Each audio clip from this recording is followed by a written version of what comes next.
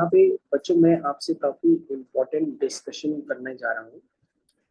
आपने sequential series में सम का फॉर्मूला पढ़ा, इनएट टर्म का फॉर्मूला पढ़ा, अर्थमेटिक मीन देखा कैसे निकालते हैं, ज्योमेट्रिक मीन, हार्मोनिक मीन के भी क्वेश्चंस आपने किए। अब बच्चों मेन हेडिंग यहाँ पर आती है इनइक्वालिटीज की। किसकी आती है? इनइक्वालिटीज की। तो इनइक्वालिटीज बच्चों आपको सीखनी पड़ती है और आपके कोर्स में जो इनइक्वालिटीज है वो बच्चों ये 4 तरह की इनइक्वालिटीज है जो मैं आपको मार्क करके बता रहा हूँ। एक इनइक्वालिटी होती है am greater than gm greater than hm। ध्यान से देखिए, मैंने अभी आपको मार्क करके दिया है। एक बच्चों आपकी इनइक्वालिटी ये होगी am gm hm, जिसको अभी मैं आपको एक्सप्लेन भी करूंगा। इसका मतलब होता है कि n नंबर्स का जो अर्थमेटिक मीन्स होगा या ज्योमेट्रिक मीन होगा या हार्मोनिक मीन होगा, उनमें ये रिलेशंस होता है।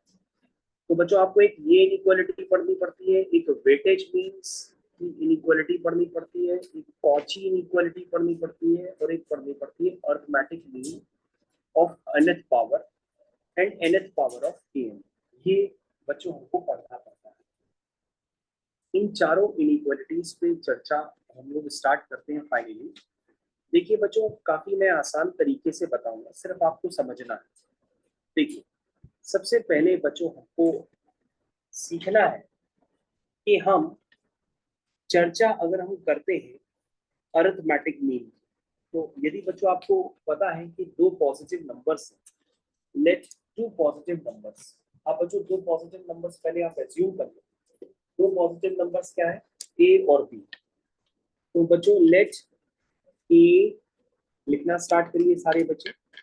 Late A and B are two positive real numbers. क्या है? दो पॉजिटिव रियल नंबर्स। यानी बच्चों ए भी पॉजिटिव रियल नंबर है और बी भी बच्चों पॉजिटिव रियल नंबर है। कहने का मतलब ए और बी बच्चों जीरो नहीं है, पॉजिटिव रियल नंबर है। मतलब 1 2 3 4 या 1.5 2.5 कुछ भी हो सकता है पॉजिटिव रियल नंबर से।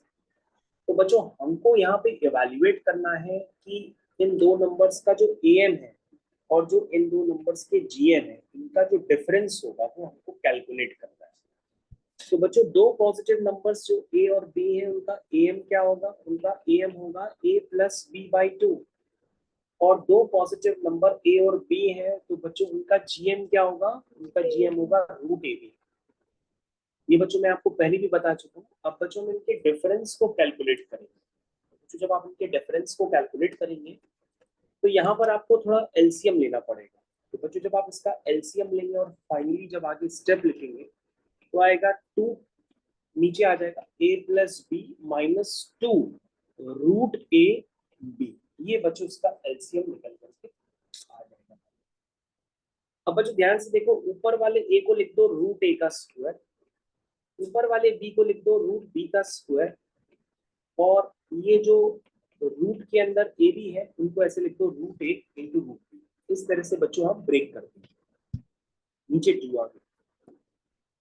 अब बच्चों अगर आप ध्यान से देखेंगे तो ये लिखा है root A minus root B का होल स्क्वायर। क्या ये बात सारे बच्चों को समझ में आई कि मैंने क्या किया? A M minus G M को पॉजिटिव शो कर दिया। कैसे वो पॉजिटिव हो गया? क्योंकि बच्चों परफेक्ट स्क्वायर ऑलवेज पॉजिटिव होता है और परफेक्ट स्क्वायर की लीस्ट वैल्यू क्या होती है? वो जीरो होती है।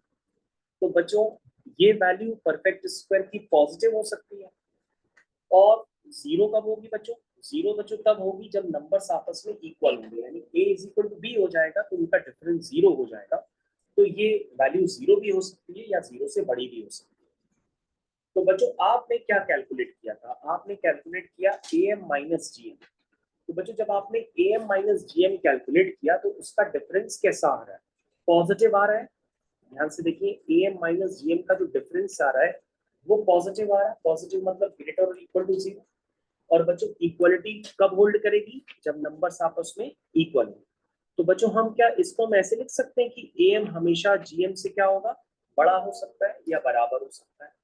बराबर का मतलब आप ये अलग से लिख लो, इक्वलिटी होल्ड्स। बच्चों इक्वलिटी तभी होल्ड करती है व्हेन नंबर्स आर इक्वल।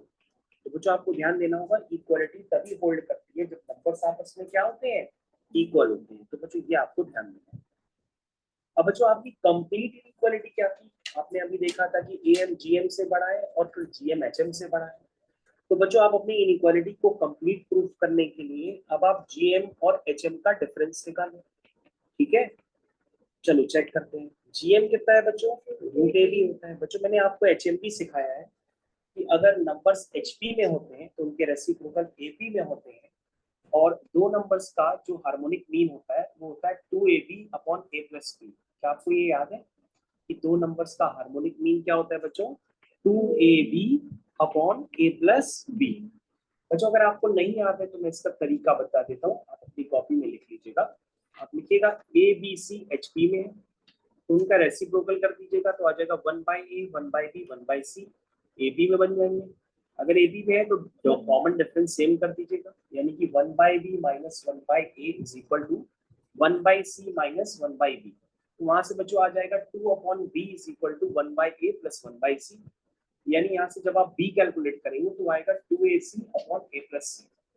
यानी a और c का जो हार्मोनिक मीन है वो कितना निकल के आया, 2ac upon a plus c। और हार्मोनिक मीन किसके बीच में लाई करेगा, a और c के बीच में लाई करेगा, इसलिए हम उसको कहते हैं कि वो b है।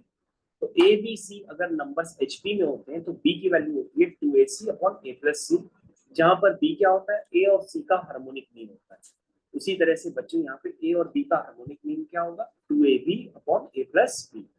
बच्चों इसको कैलकुलेट करते हैं। आइए बच्चों ये लिखा हुआ है रूट ए बी, तो बच्चों आगे ए बी लिखा है, उस ए बी को लिख दो root A B into root A B. क्या लिख दोगे, root A B into root A B. ये बात समझ में आ गई। तो बच्चों अगर समझ में आ गई तो आपको मैथमेटिक्स के स्टूडेंट है तो आपको ध्यान देना चाहिए कि रूट ए बी फिर सर कॉमन आ जाएगा, तो ये हो जाएगा 2 times root A B upon A plus B. अब बच्चों आपको क्लियर कट नजर आता होगा कि यहाँ पर हम इसका क्या लेंगे, एलसीएम लेंगे। तो बच्चों जब हम इसका एलसीएम लेंगे तो ये बन जाएगा a plus B minus 2 root के अंदर A B whole divided by क्या आएगा, a प्लस बी। ठीक है बच्चों, ध्यान दो बच्चों, ये क्या हो गया, ये हो गया बच्चों रूट ए बी। तो बच्चों ऊपर नीचे लिखा है तो नीचे a प्लस बी लिखा है, और ब्रैकेट में देखो बच्चों क्या लिखा है, a है मतलब रूट ए का स्क्वायर, b है बच्चों मतलब रूट बी का स्क्वायर, माइनस 2 ये हो गया बच्चों रूट ए रूट बी। तो बच्चों ये कितना हो गया, ये हो गया root A B upon A plus B, और ब्रैकेट में क्या है, root A minus root B का होल स्क्वायर। तो बच्चों आप क्या जस्टिफिकेशन दोगे, आप कहोगे सर ए और बी पॉजिटिव है तो रूट ए बी भी पॉजिटिव होगा, सर ए और बी पॉजिटिव है तो उसका सम भी पॉजिटिव होगा, और सर परफेक्ट स्क्वायर तो पॉजिटिव होता ही होता है, ज्यादा से ज्यादा इक्वल टू 0 होगा जब नंबर्स आपस में क्या होंगे, इक्वल। तो बच्चों आपने यहाँ से क्या रिजल्ट निकाल लिया कि जीएम माइनस एच एम भी क्या है, पॉजिटिव है, यानी कि 0 या 0 से बड़ा। तो बच्चों इस बात को हम लिख सकते हैं कि जो जीएम होगा वो ग्रेटर और इक्वल टू एच एम होगा। तो बच्चों अभी आपने थोड़ी देर पहले ऊपर क्या प्रूफ किया था, आपने प्रूफ किया था कि जो एम है वो जीएम से बड़ा है, और अभी आपने क्या प्रूफ किया कि जो जीएम है वो एचएम से बड़ा है। तो आपके पास क्या रिलेशन बच्चों ऑटोमेटिकली प्रूफ हो गया कि एम बड़ा हो सकता है जीएम से और जीएम बड़ा हो सकता है एचएम से। तो बच्चों कई तरह के क्वेश्चंस होते हैं, उसमें हम कुछ भी यूज कर सकते हैं, कभी हम जरूरत पड़ने पे ये भी यूज कर सकते हैं M greater equal to GM, कभी हम जरूरत पड़ने पर हम ये भी यूज कर सकते हैं GM greater equal to HM, और कभी बच्चों जरूरत पड़ने पर हम ये भी यूज कर सकते हैं कि M greater equal to HM. तो बच्चों ये आपको इस तरह से कंप्लीट करना है। तो बच्चों ये कहानी हो गई किसकी, कि एम ग्रेटर और इक्वल टू जीएम और ग्रेटर और इक्वल टू एचएम। बच्चों आप यहाँ पे फिर से लिख लीजिएगा ताकि आप एग्जाम में ना भूले। आप लिखिएगा equality holds when A equal to B, मतलब जब नंबर्स इक्वल होंगे तभी बच्चों इक्वालिटी आपकी क्या करेगी, होल्ड करेगी।